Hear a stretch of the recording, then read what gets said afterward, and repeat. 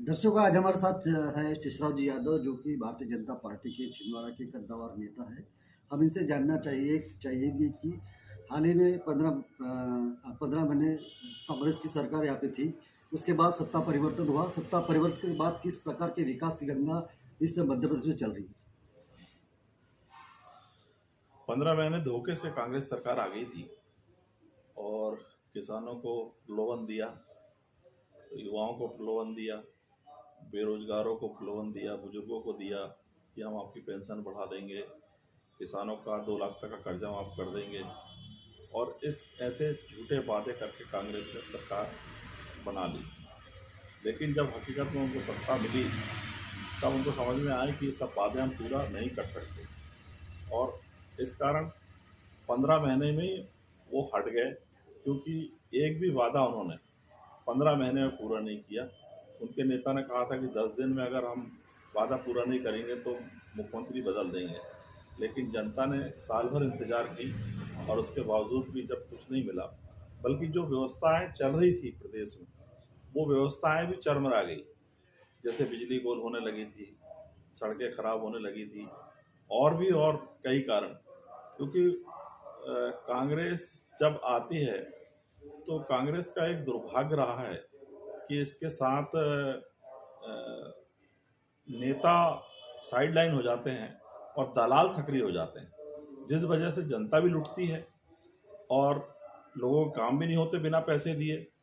हाँ, एक काम इन्होंने बहुत ज़बरदस्त किया था, ट्रांसफ़र उद्योग। इधर का इधर ट्रांसफ़र, एक एक आदमी का 6-6 बार ट्रांसफ़र, और वापस लाने और ले जाने सब में पैसा लिया गया। वो ट्रांसफ़र उद्योग ने इनकी हालत ऐसी उधेड़ दी कि अब कमलनाथ जी कभी चुनाव जीत पाएँ, मुझे नहीं लगेगा कि वो कभी मुख्यमंत्री इस प्रदेश में बन पाए। कोविड कार्यकाल में किस प्रकार की सेवा आपने प्रदान की? कोविड काल में तो केंद्र सरकार और प्रदेश सरकार ने जो योजनाबद्ध तरीके से जनता को सुविधा पहुंचाई है, वो मिसाल कहीं कभी नहीं हो सकती। इतने कम समय में 9 महीने में अपनी वैक्सीन तैयार करके आज हमारे देश की पूरा मैक्सिमम लोग वैक्सीनेटेड हो गए हैं, और हम दुनिया से बहुत आगे वैक्सीन में निकल गए हैं। जो 33 करोड़ के देश अमेरिका जैसे आज तक उलझ रहे हैं, 130 करोड़ का देश, आज हम सफलता के झंडे गाड़े हुए हैं। हमारे देश में आज बहुत अच्छी स्थिति है। सेवा के माध्यम से 80 लाख करोड़ को 80 करोड़ लोगों को जो हमने अनाज पहुंचाया फ्री, तो उससे जनता में राहत की सांस ली। और नौकरियां जाने के बावजूद, काम धंधे छूटने के बावजूद जनता में कहीं बेचैनी नहीं रही। उन्होंने भरपेट खाना खाया और अच्छे से लॉकडाउन और वो बुरे समय को निकाला।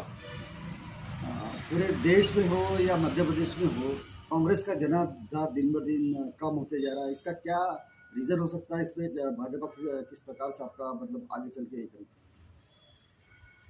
देखिए, कांग्रेस की सरकार लगातार लंबे समय तक लोगों ने देखी है।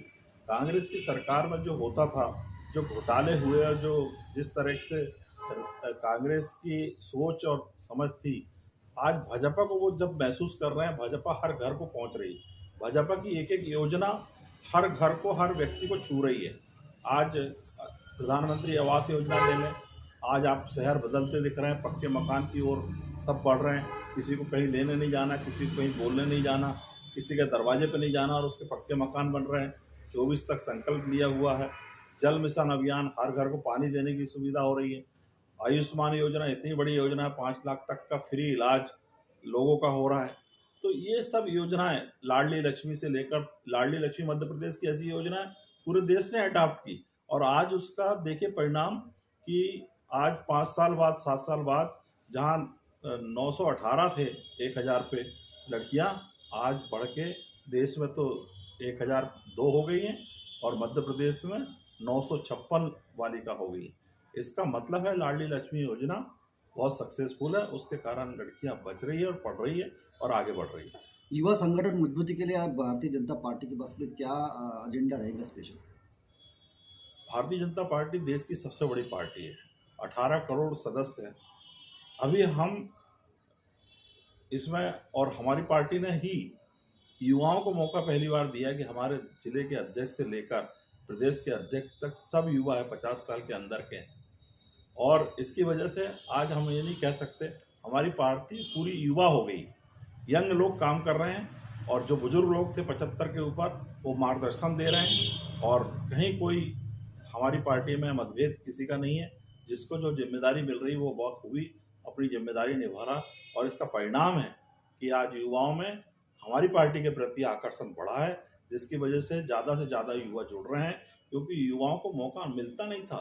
जब लोग बुढ़े हो जाते थे, 60-65 साल बीत जाता था काम करते करते, तब छोटे मोटे पद मिलते थे। लेकिन आज भारतीय जनता पार्टी ने 25 साल से लेकर 50 साल तक के युवाओं को पद ऐसे बांटे हैं कि वो सब आज जनता और युवा देख रही है। ओबीसी आरक्षण को लेकर कांग्रेस हो या भाजपा हो, सब संभ्रमित है। ओबीसी को न्याय दिलाने के लिए भाजपा के पास में क्या रणनीति रहेगी? ओबीसी आरक्षण, देखिए कांग्रेस की गलती की वजह से वो आरक्षण छिना। कांग्रेस कोर्ट में गई आरक्षण को लेकर और कोर्ट ने उसको अलग दिशा में ले गया। कांग्रेस चाहती तो ये चुनाव को बहुत शांतिपूर्ण तरीके से हो जाने देती। तो ओबीसी आरक्षण तो मध्य प्रदेश में था ही, 27% ओबीसी आरक्षण है। हम लड़ाई लड़ें, हमारी सरकार भी लड़ेगी। मैं खुद ओबीसी हूँ, तो ओबीसी अगर आरक्षण नहीं होगा तो ऐसे कई नेता हैं जो बाहर हो जाएंगे और दबंग लोगों को कब्जा हो जाता है। एक सरपंच बनना है तो फिर कभी कोई एक ओबीसी व्यक्ति, पिछड़ा व्यक्ति सरपंच नहीं बन पाएगा, क्योंकि एक घर का भी अगर दबंग होगा तो वो हमेशा उसी के घर से कोई सरपंच रहेगा। पहले हुआ करता था कि 35-35 साल से एक आदमी सरपंच रहते थे, लेकिन जब से ये आरक्षण लागू हुआ तो तब से लोगों को मौका मिलने लगा और हर जाति वर्ग विशेष को एक बार अपने गांव का प्रतिनिधित्व करने का, अपने क्षेत्र का प्रतिनिधित्व करने का मौका छोटे निकाय चुनाव में मिलने लगा। जिला पंचायत छिंदवाड़ा और 2024 का जो लोकसभा का चुनाव आ रहा है, उसमें क्या क्या समीकरण रहेगा भाजपा को लेकर? जिला पंचायत में हम अभी थे, हमारी ही पार्टी के लोग बैठे थे, हमारी अध्यक्ष थी, हमारी उपाध्यक्ष थे। आने वाले समय में भी हम जीतेंगे और बनाएंगे। और लोकसभा में हमने मार्जिन इतना कम कर दिया है कि आने वाले समय में हम दोनों सातों सीट विधानसभा और लोकसभा की सीट जीतकर इतिहास बनाएगा छिंदवाड़ा। ओमोक्रान के नए वायरस को लेकर आपकी तरफ से जनता को क्या संदेश रहेगा? ओमिक्रॉन के जिस ढंग से उसके बारे में हम सुन रहे हैं, बहुत तेज़ी से फैलता हुआ वेरिएंट है, लेकिन घातक नहीं है। तो बचाव बहुत ज़रूरी है। मास्क लगाएं, डरे नहीं, सुरक्षित रहें, दूरी बना के रहें, भीड़ भाड़ में ना जाएं। जो सरकार कह रही है वो हम कह रहे हैं और इसी से हम बचे जा सकते हैं। वैक्सीनेटेड हो जाएं 100%, क्योंकि वैक्सीन लगाना ज़रूरी है। और जो 60 के ऊपर है उनको तीसरा डोज लगेगा। बच्चों 15 साल से 18 साल का कल से शुरू हो गया, वो भी बच्चे भी लगाएं। और जितना वैक्सीनेटेड होते जाएंगे हम सुरक्षित होते जाएंगे। और भविष्य में आपकी राजनीतिक जर्नी कैसी रहेगी? कि आप चुनाव की तैयारी में रहेगी कि पार्टी की सेवा में? देखिए, हम लोग तो पार्टी का आदेश का पालन करते हैं। जो भी हमारे लिए कार्य पार्टी देती है, जो भी काम हमें देती है, हमको करना है। चुनाव लड़ाना ये पार्टी सोचती है। हमारी पार्टी में हम कुछ नहीं सोचते हमारे लिए। हमारी पार्टी में हमारे लिए काम हमारी पार्टी चिंता करती है कि किसको किस काम में लगाना है, और वही अभी चल रहा है। जो आदेश पार्टी का होता है हम उस आदेश को पूरे तन्मयता से पालन करते हैं। 2022 नए साल के क्या संदेश रहेंगे आपकी जनता की? 2022 की सबको बहुत बहुत शुभकामनाएं। और 2022 भगवान करे कि अच्छा हो। हम ये थर्ड जो आने को देख रहा है उससे बचें, ज़्यादा लोग ना हो और ज़्यादा परेशानी ना हो। 2022 सुकून दे लोगों को, ऐसी हमारी चाहत है।